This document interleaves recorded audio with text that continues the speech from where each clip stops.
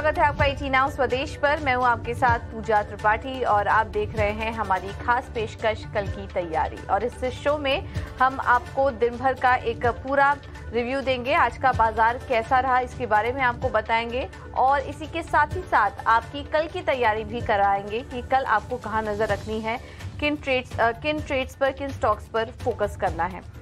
तो इस पर हम आगे बातचीत करेंगे और कुछ ही देर में हमारे साथ मार्केट के दिग्गज एक्सपर्ट भी मौजूद होंगे जो कि आपकी मदद करेंगे रणनीति बनाने में और आपके सवालों का जवाब भी देंगे। चलिए शो की शुरुआत करते हैं और सबसे पहले आपको हमसे जुड़ने का तरीका बता देते हैं। अगर आपको हमसे सवाल पूछना है तो तरीका बेहद ही आसान है। आप हमें सोशल मीडिया हैंडल पर अपने सवाल भेजिए। हम फेसबुक, ट्विटर और इंस्टाग्राम पर मौजूद हैं। आप हमारे सोशल मीडिया हैंडल पर अपने सवाल भेज सकते हैं। साथ ही साथ हमें व्हाट्सएप करके अपना सवाल पूछिए। व्हाट्सएप नंबर भी आपके स्क्रीन पर लगातार फ्लैश होता रहेगा, 9136934056। ये है हमारा नंबर। इस पर आप हमें मैसेज या फिर कॉल करके अपने सवाल पूछ सकते हैं। और इसके अलावा अपने सवाल आप हमें YouTube पे भी पूछ सकते हैं। ये YouTube पर भी सवाल पूछने का तरीका है। YouTube पर हमारा ये शो लाइव देख सकते हैं और अपने जो सवाल हैं वो कमेंट बॉक्स में आप हमें भेज सकते हैं। तो कोशिश हमारी यही रहेगी ज़्यादा से ज़्यादा सवालों को शामिल करने की। और इस शो में जैसा कि हम आपको बताएंगे कि कल के लिए कैसे तैयारी करें, तो एक बार उसके पहले ये जान लेते हैं कि आज का मार्केट कैसा था। तो आज के बाजार में हमने देखा कि दिन भर उतार चढ़ाव बना रहा। शुरुआत काफ़ी अच्छी हुई थी, 20,160 के आसपास के लेवल्स हमने देखे। फिर बाजार नीचे आया और दिन भर एक दायरे में कारोबार करने के बाद आखिरी कुछ घंटों में आखिरी घंटे के ट्रेड में एक अच्छी रिकवरी निचले स्तरों से देखने को मिली और जो क्लोजिंग हुई वो 20,100 के पास देखने को मिली। और ऐसा ही कुछ बैंक निफ्टी में दिखाई दिया। 46,000 के पास बैंक निफ्टी की भी क्लोजिंग देखने को मिली, करीब करीब 90 अंक ऊपर। तो आज की एक्सपायरी काफ़ी अच्छी थी।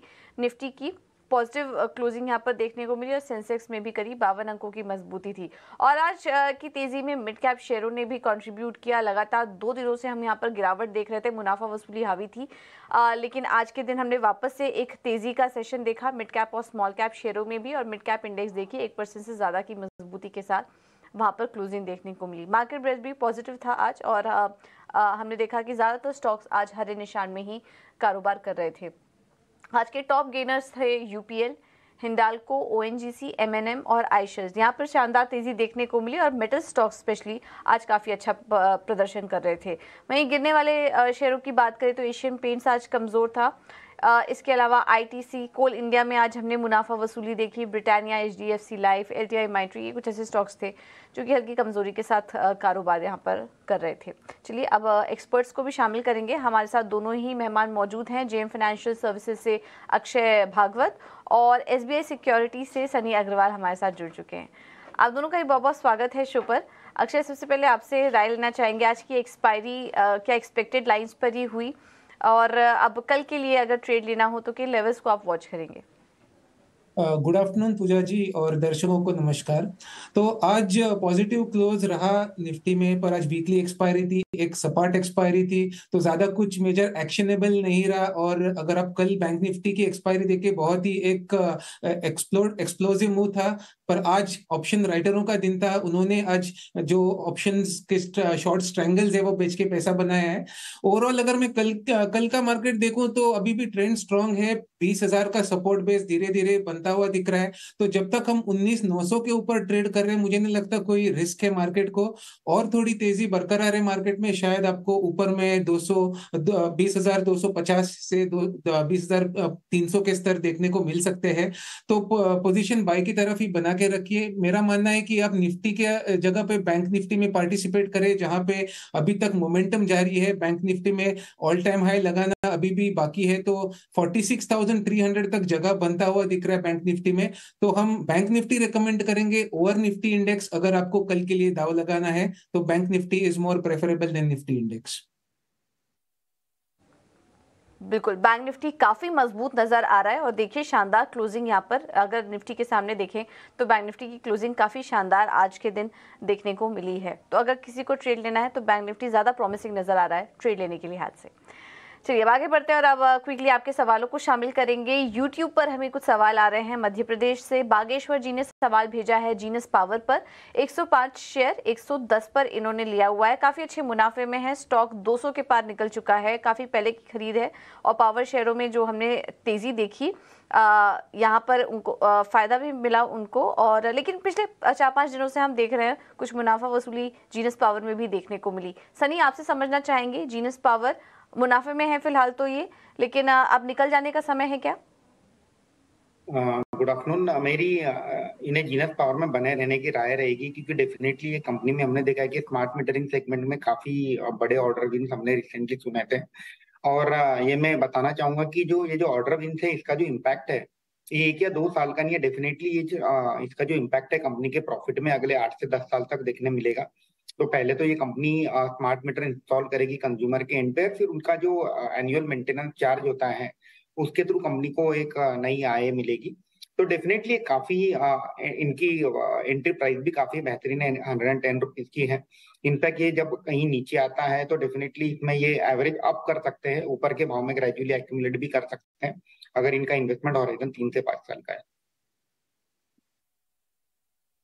ओके, तो 3 से 5 साल का अगर आपका व्यू है तो आप बिल्कुल बिना रह सकते हैं, कोई चिंता वाली बात नहीं है और आप अभी भी अच्छे मुनाफे में हैं। लखनऊ से नवीन दत्त जी का सवाल आया है ऑटोलाइन इंडस्ट्रीज पर। इन्होंने 850 शेयर्स 95 के भाव पर लिया हुआ है और फिलहाल ये नुकसान में है इस स्टॉक में। हालांकि आज स्टॉक 2.5% ऊपर ज़रूर था, लेकिन इनकी खरीद भाव थोड़ी ऊपर की है। ऊपरी लेवल्स पर इन्होंने एंट्री कर ली और वहाँ से स्टॉक अब नीचे आ चुका है। बिल्कुल, तो यहाँ पर राय लेते हैं। अक्षय, क्या सजेस्ट करेंगे ऑटोलाइन इंडस्ट्रीज में? जी, अगर मैं ऑटोलाइन इंडस्ट्रीज का थोड़ा लॉन्गर टर्म चार्ट्स देखूं तो एक राउंडिंग सॉसर फॉर्मेशन है चार्ट्स पे, जो एक बुलिश पैटर्न है। रिसेंट ट्रेडिंग हिस्ट्री में देखा जाए तो थोड़ा सा मुनाफा वसूली देखने को मिला है 100 के स्तर से, पर मेरा मानना है कि एक सपोर्ट बेस बनाएगा 80 से 85 लेवल में, जहां पे अभी ट्रेड हो रहा है, और रिकवरी यहाँ से अपने को जल्दी ही देखने को मिलेगी। 2 से 3 महीने की अवधि से अगर आप इस ट्रेड को होल्ड करें तो वापस आपको 110 या 115 तक लेवल ऊपर में देखने को मिल सकते हैं। तो मेरा रिकमेंडेशन रहेगा कि आप 70 के स्टॉप लॉस से ये पोजीशन को होल्ड कीजिए। ऐड करना है तो भी आप ऐड कर सकते हैं। 110 का टारगेट बना के चले।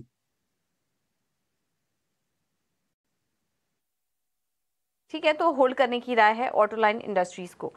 अगला सवाल है दिल्ली से दीपक जी का। बैंक ऑफ बड़ौदा है इनके पास और पीएनबी भी है। सनी, आप राय दीजिए। हम तो देख रहे हैं पीएसयू बैंक शानदार तेजी यहाँ पर देखने को मिल रही है और इनके दोनों ही स्टॉक सिलेक्शन काफ़ी बेहतरीन है। जब से पीएसयू बैंकों में रैली शुरू हुई है, सभी का मानना है कि बड़े पीएसयू बैंक इस वक्त अच्छे लग रहे हैं। बैंक ऑफ बड़ौदा तो मेरे ख्याल से सभी फंडामेंटल एनालिस्ट हो या टेक्निकल एनालिस्ट हो, बैंक ऑफ बड़ौदा सबके रडार पे है इस वक्त, जो कि ट्रेंड हमें नजर आया। आपका क्या व्यू बन रहा है? बैंक ऑफ बड़ौदा इन्होंने 200 पे लिया था, उसमें भी इनको मुनाफा हो रहा है, और पीएनबी भी है इनके पास, ये इन्होंने 65 पे लिया हुआ था और यहाँ भी इनको अच्छा गेन हो रहा है। तो दोनों स्टॉक्स को अभी भी होल्ड करें और तेजी के लिए? या डेफिनेटली बने रहना चाहिए। दोनों ही क्वालिटी बैंक्स हैं। हालांकि अगर रिलेटिव बेसिस पे मैं कंपेयर करता हूं तो bank of Baroda currently better shape में है as compare to PNB. But जिस तरह से पीएसयू बैंक में हम रैली देख रहे हैं, बेसिकली इसमें एक चीज समझना होगा कि अभी भी वैल्यूएशन जो है पीएसयू बैंक में काफी चीप है। ये तकरीबन 0.9 या 1 प्राइस तो बुक पे चल रही है जितने भी पीएसयू बैंक है। और इसके मुकाबले में अगर पब्लिक सेक्टर बैंक देखता हूँ तो 2 और 2, 2.5 या 4 के प्राइस तो बुक के आसपास ही चल रहे हैं। तो डेफिनेटली बने रहिए, यहाँ से भी 20-25% का अपसाइड डेफिनेटली अगले 3 से 6 महीने में पीएसयू बैंक में देखने मिलेगा। ठीक है, ओके, तो ये है व्यू आपके स्टॉक्स पर। अगला सवाल लेते हैं। केरला से वेंकटेश जी ने सवाल भेजा है हमें। इनके पास भी 2 स्टॉक्स हैं। IRFC है 280 शेयर 67 पर इन्होंने लिया हुआ है और NTPC भी है इनके पास। ये 350 के लगभग के शेयर्स हैं इनके पास 202 के भाव पर।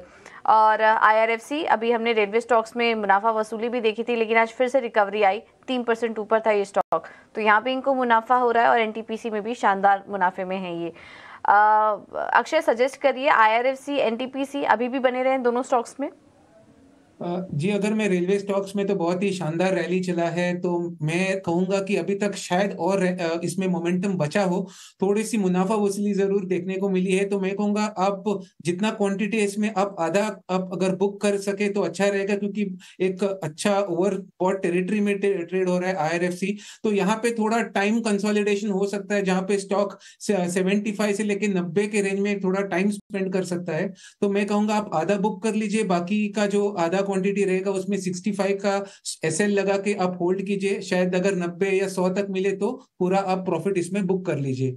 अगर मैं एनटीपीसी में भी बात करूं तो बहुत ही बढ़िया स्टॉक आपने चुना है, पावर क्षेत्र में भी बहुत जबरदस्त रैली रही है, और मेरा मानना है कि और इसमें मोमेंटम आपको शायद सितंबर या अक्टूबर महीने में देखने को मिल सकता है।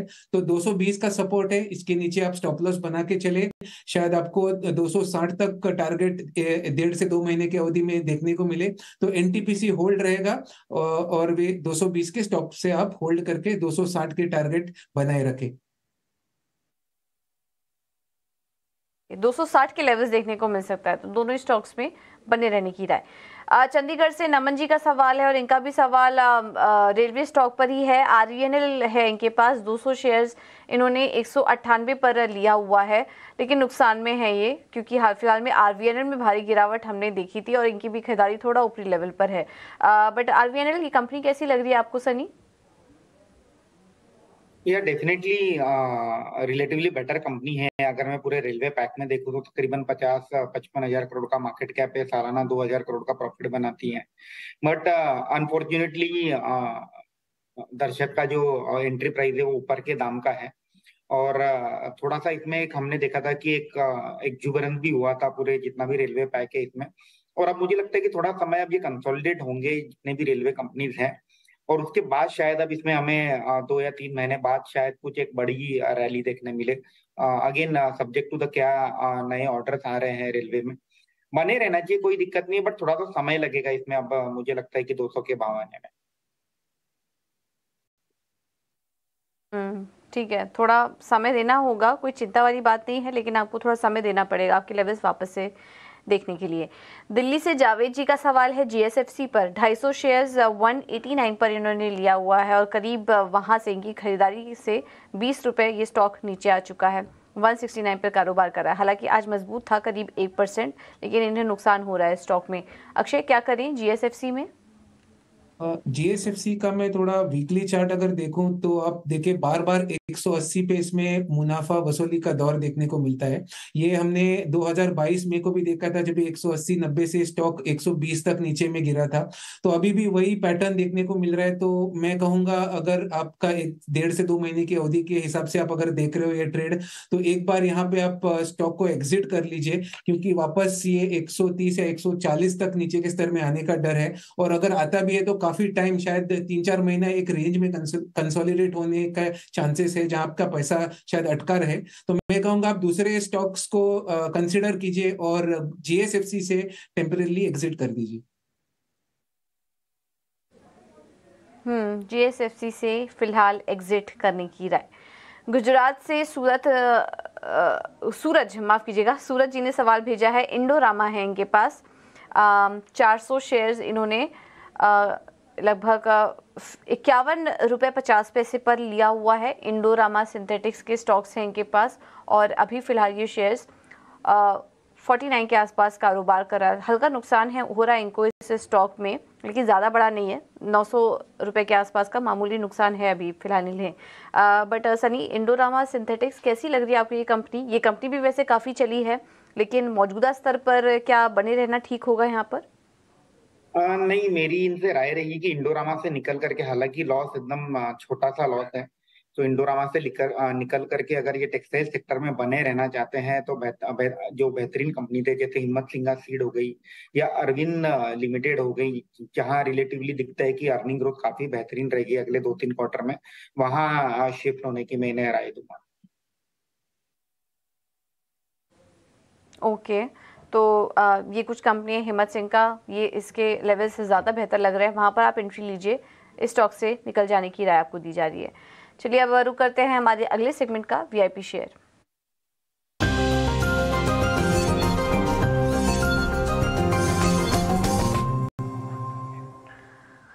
तो वीआईपी शेयर यानी कि वैल्यू इन्वेस्टमेंट पिक, तो हमारे दोनों एक्सपर्ट से समझेंगे कि इस वक्त उन्हें कौन से स्टॉक्स अच्छे नजर आ रहे हैं लॉन्ग टर्म में रखने के लिहाज से। सनी, सबसे पहले आपसे शुरुआत करेंगे, आपका वीआईपी शेयर बताइए। तो अगेन मेरा पिक पीएसयू बैंक से ही रहेगा।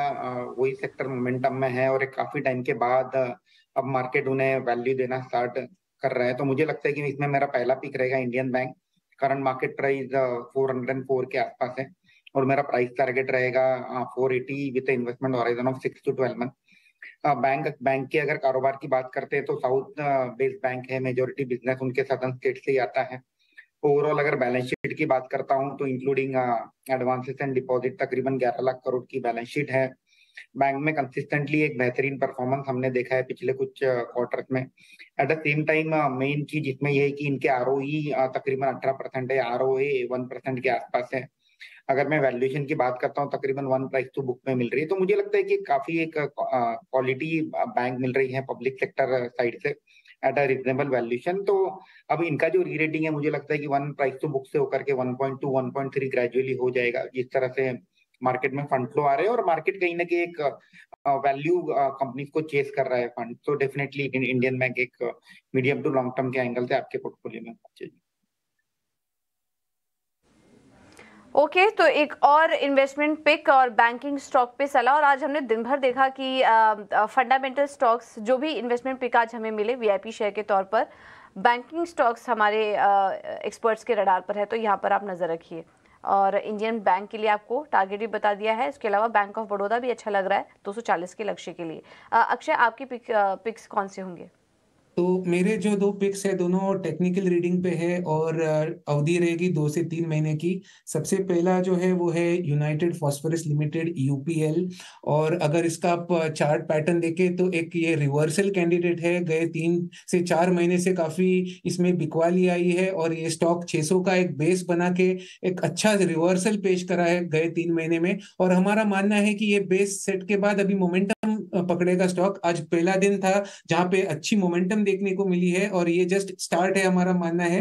तो आप बाय करके चले यूपीएल को। 630 का आज क्लोजिंग था। आप टारगेट बना के चले 675 का और इसमें आप स्टॉप लॉस बनाए 519 का। जो दूसरा रिकमेंडेशन रहेगा वो ग्रैन्यूल्स का है। वो एक फार्मा सेक्टर से बिलोंग करता है ये स्टॉक। अगर ग्रैन्यूल्स का भी आप चार्ट पैटर्न देखें तो काफी वोलेटिलिटी रही है गए 1.5 से 2 महीने में, पर एक रिकवरी का स्ट्रॉन्ग अटेम्प्ट करते हुए दिख रहा है स्टॉक। एक बेस बिल्डअप कर रहा है 270 और 280 के स्तर पे और आपको जल्दी 400 तक भी लेवल देखने को मिल सकते हैं 2 से 3 महीने की अवधि में। तो बाय करने की राय रहेगी एट करंट रेट ऑफ 334। इसमें आप टारगेट बनाए 360 का और एक स्टॉप लॉस के द्वारा आप 320 एक रिस्क मैनेजमेंट के लिए स्टॉप लॉस बना के चल सकते हैं। ओके, तो ग्रैन्यूल्स इंडिया यूपीएल यहाँ पर आप नजर रखिए। 2 से 3 महीने के लिए ध्यान रखिए। ये टारगेट्स आपको बताया है, स्टॉप लॉस का भी ध्यान रखिए आप इन शेयरों पर। ऑलराइट, अक्षय जी, सनी जी, आप दोनों का ही बहुत बहुत धन्यवाद आज समय देने के लिए और तमाम स्टॉक्स पर अपनी रणनीति सुझाने के लिए। फिलहाल इस शो में इतना ही, लेकिन आप बने रहिए हमारे साथ। इकिना स्वदेश पर खबरों का सिलसिला आगे भी जारी रहेगा। नमस्कार।